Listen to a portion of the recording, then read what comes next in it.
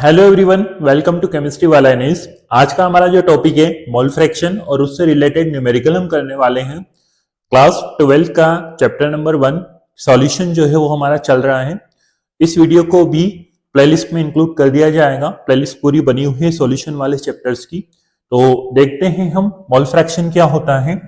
Mole fraction of constituent solute as well as solvent in the fraction obtained by dividing number of moles of that constituent by the total number of moles। मतलब ये है कि जैसे मान लीजिए कि हमने नंबर ऑफ मोल्स को निकाल लिया। अब नंबर ऑफ मोल्स को हम कैसे निकालते हैं वो आप उस वीडियो में देख सकते हैं, हमने अपलोड कर दिया है। अब देखते हैं आप कि जैसे मान लीजिए कि हमने जो मोल फ्रैक्शन है उसको हम जीटा या आप उसको एक्स बोल सकते हैं, उससे हमने डिनोट कर दिया। अब मोल फ्रैक्शन अगर हमको निकालना है तो हम जानते हैं कि सॉल्यूशन में दो चीजें होती है, सॉल्वेंट होता है और क्या होता है, सोल्यूट होता है। तो अगर हमें सॉल्वेंट का मोल फ्रैक्शन निकालना है तो सॉल्वेंट के मोल फ्रैक्शन को हमने मान लिया जीटा वन। क्या मान लिया? जीटा वन या एक्स वन हमने मान लिया, और सोल्यूट को हमने मान लिया जीटा टू।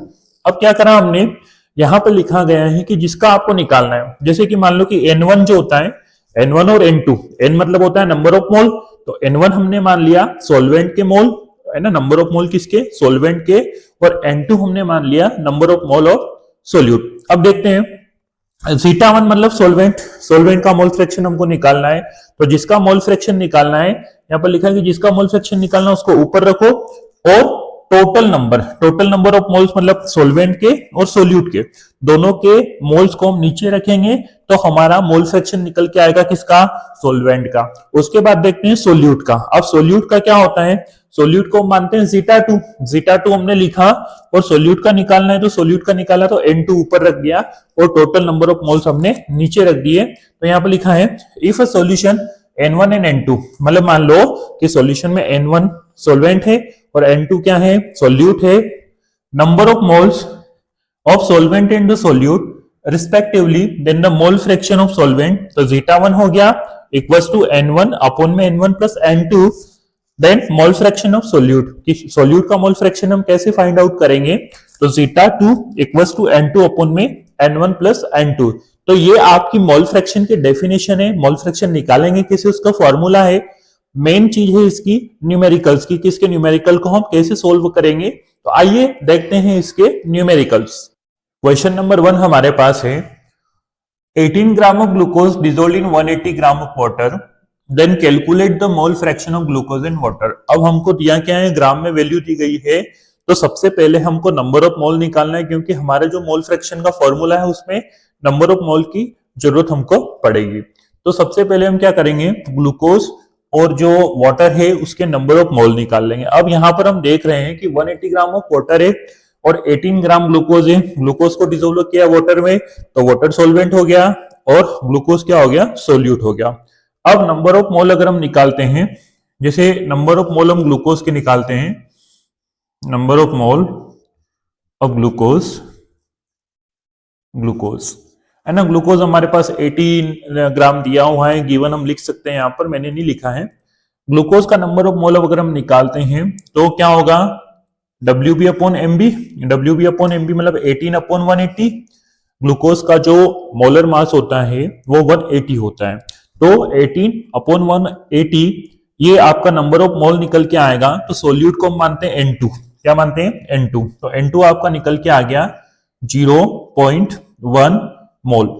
0.1 मोल हमारा निकाल के आ गया है। 0.1 मोल हमारा जो है वो ग्लूकोज का मोल है। अब यहां पर हम देखते हैं कि हमको नंबर ऑफ मोल निकालना है किसका, number of mole of water. Water का नंबर ऑफ मोल अगर हम निकालेंगे तो N1 हमको निकालना है। N1 क्या है हमारा, अब देखो आप 180 ग्राम गिवन है, और उसका जो मोलर मास होता है वाटर का H2O उसका 18 होता है, तो 18 कितना आ गया, 10 मोल आ गया।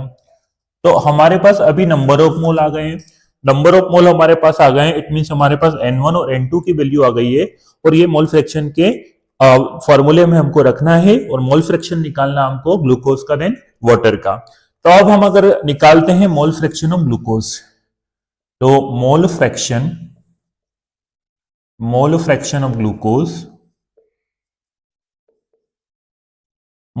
ऑफ ग्लूकोज अगर निकालते हैं तो ग्लूकोज का मोल फ्रैक्शन निकालने के लिए हमने सबसे पहले लिखा जीटा 2 इक्वल्स टू, जिसका मोल फ्रैक्शन निकालना उसको ऊपर रखो, तो N2 अपॉन में N1 प्लस N2। अब जीटा 2 इक्वल्स टू N2 कितना आया अपना, N2 आया अपना 0.1 अपॉन में, अब 0.1 अपॉन में 0.1 प्लस कितना आया अपना 10, तो प्लस 10, ये कितना हो गया 0.1 अपॉन में 10.1। अब यहां पर हम देखते हैं कि इसका आंसर आपका आ रहा है 0.009 हमारा आएगा। ये हमारा मोल फ्रैक्शन आ गया किसका, ग्लूकोज का। अब वाटर का अगर हमको निकालना है तो मैं डायरेक्टली यहां पे लिखता हूं zeta 1 equals to N1 upon में N1 प्लस N2। अब वैल्यू अगर हम रखेंगे N1 की वैल्यू कितनी है 10, फिर 10 प्लस 0.1, 10 प्लस 0.1 अगर हमने रखा है यहाँ पर तो कितना हो गया 10 अपॉन 10.1, 10 अपॉन 10.1। अब 10 अपॉन 10.1 को अगर हम सोल्व करेंगे तो हमारा आंसर आ रहा है 0.99। तो हमारा जो जीटा 2 आया, जीटा 1 आया, वो कितना आया 0.99 आया। अब जो मोल फ्रैक्शन होता है वो number of moles, sorry mole fraction जो होता है सोल्यूट का और सोलवेंट का मिलाकर उसका सम जो होना चाहिए 1 आना चाहिए। तो इसको और इसको अगर हम प्लस करते हैं तो 1 अगर आता है तो हमारा आंसर सही है। तो ये पहला न्यूमेरिकल आपका हो गया, स्क्रीनशॉट आप ले सकते हैं। हम देखते हैं अगला क्वेश्चन। सेकेंड क्वेश्चन हमारा है, if a solution contain 4 moles of alcohol and 6 mole of water, then calculate the mole fraction of water and alcohol। अब हमारे पास नंबर ऑफ मोल दिए हुए हैं, हमको नंबर ऑफ मोल निकालना नहीं है, डायरेक्टली हमको मोल फ्रैक्शन निकालना है। तो हमारे पास क्या है, वी हैव कितना है 4 moles ऑफ एल्कोहल गिवन हमारे पास है एंड 6 मोल ऑफ वाटर। तो जिसके मोल ज्यादा है वो क्या रहेगा, वो रहेगा अपना सॉल्वेंट। तो अगर हमको निकालना है, सबसे पहले अगर हम नंबर ऑफ मोल्स निकालते हैं एल्कोहल के, सॉरी मोल फ्रैक्शन निकालते हैं एल्कोहल के, नंबर ऑफ मोल तो हमारा पहले से निकला हुआ है। तो number of moles, sorry mole fraction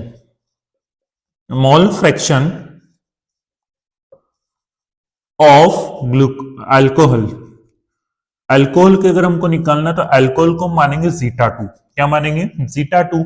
अब अल्कोहल का मोल फ्रैक्शन निकालना है, अल्कोहल की वैल्यू को ऊपर रखेंगे तो 4 अपॉन में 6 प्लस 4 कितना हो गया 4/10।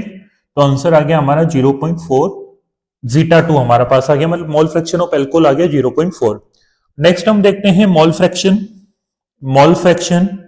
क्या दिया है वाटर का। मोल फ्रैक्शन ऑफ वाटर हमको निकालना है। Mole fraction of water zeta 1 इसको मानेंगे सॉल्वेंट है ये, तो 6 को ऊपर रखेंगे अब क्योंकि 6 मोल है, अपॉन में 6 प्लस 4 तो 6 अपॉन में 10, 6 अपॉन 10 मतलब आया आपका 0.6।